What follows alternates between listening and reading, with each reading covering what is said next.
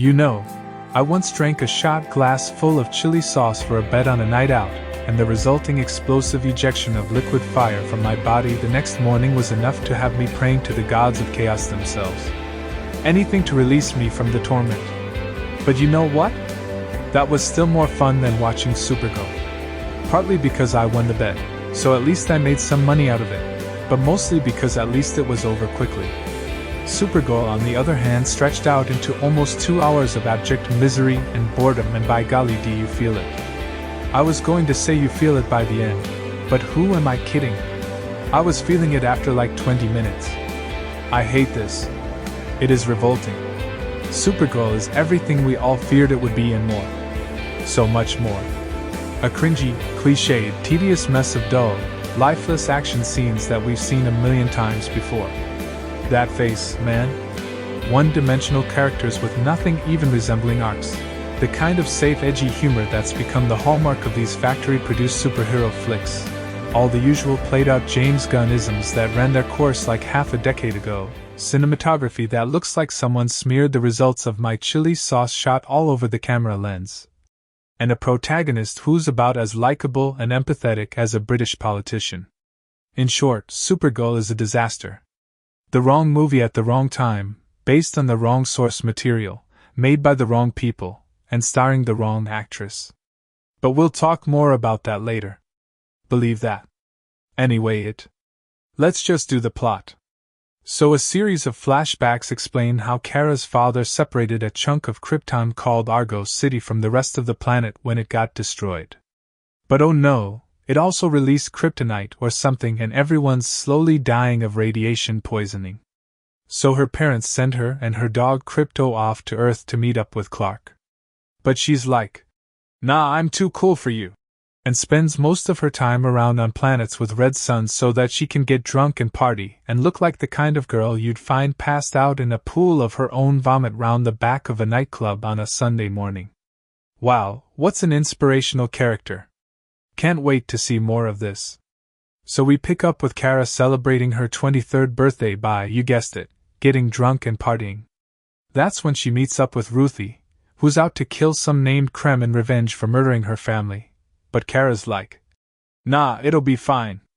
But it turns out it won't be fine when Krem himself shows up and steals Kara's ship and shoots Krypto with a poison dart that'll kill him in 3 days if he doesn't get an antidote. Wow, that was lucky, wasn't it? Lucky the antagonist of the movie just happens to show up right after he's been mentioned. Lucky that he shoots Krypto with a slow-acting poison instead of just vaporizing him or something. Lucky this all creates the perfect setup for our reluctant hero to join forces with young, strong female character. Right. Anyway, so off they go to track down Krem and his gang of Mad Max rejects, and then Lobo shows up for like 5 minutes to give Jason Momoa something to do. Then they accidentally get an innocent family killed and Kara gets sick from the green sun on this planet. But then she gets better, and there's a big fight where she stops Ruthie from killing Krem because revenge is bad or something. But then she kills him anyway because she's not your typical superhero. And then she saves Krypto and goes back to Earth because she's decided it's finally worth her attention. And that's it, that's the plot for Supergirl. All of it. Now, I'd be lying if I said I went into this movie expecting great things from it. But I've got to admit I was surprised. And the thing that surprised me most was how the writing was. I mean, the dialogue is exactly what you'd expect from something like this. The usual mix of trite one-liners, desperate attempts at edginess, the kind of cringe meta-humor that can only come from millennial Hollywood writers, and of course, those wacky Marvel quips. That's all par for the course in 2026, but it's the story that really lets this movie down. The plot is nothing but a series of and then coincidences all strung together with the most flimsy justifications. The characters themselves are just along for the ride. Major events take place and people show up for no other reason than to make the rest of the plot happen. Kara gets sick and weak when she's exposed to a green sun in the second act low point, but then she just gets better when a yellow sun helpfully comes out. There's no particular trial she has to go through, no lessons learned, no difficult choices to make. The plot says that it's time for the big final battle, so it happens.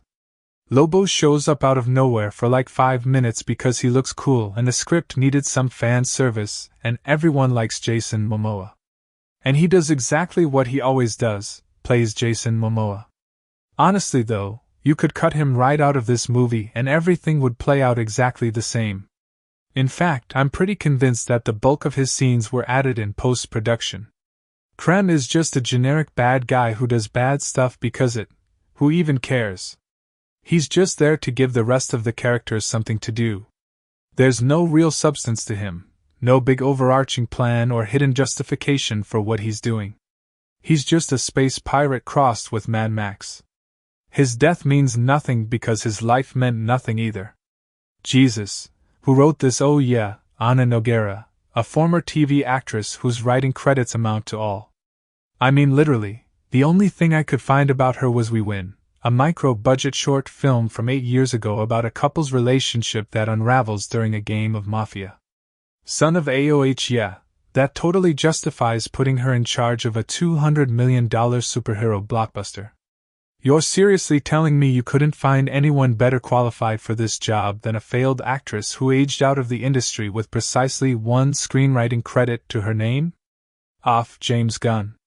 Honestly, I'm surprised you didn't cast your own wife in this just so you could watch her get railed by Lobo. Then there's Kara herself, who's apparently based on the not particularly popular Tom King run of comic books, which helpfully ignore half a century of character development to paint Kara as a cringy punk rock anti-hero. I hate this. I mean, I can't say I'm surprised, to be honest. That little cameo she got at the end of Superman already told us what kind of an annoying she was going to be. Thanks for watching them. I hate so much about the things that you choose to be. Not since the Marvels have I liked a main character less than this one.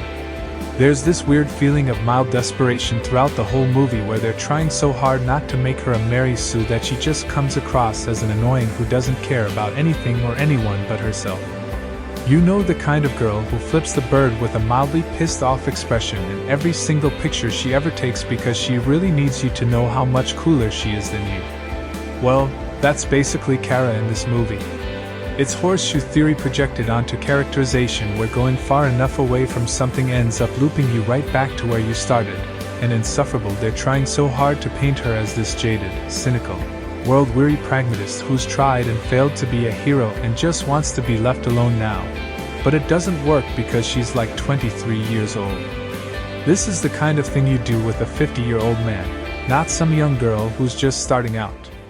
Like, how can you have a life of regrets when you've barely even lived a life to begin with? If they had to do some kind of anti-hero arc with her, they should have made her this rebellious, energetic loose cannon who acts first and thinks later, convinced that she can help everyone only to discover real life is more complicated than just punching the bad guy. You have to show us the fall so that we can cheer for the rise.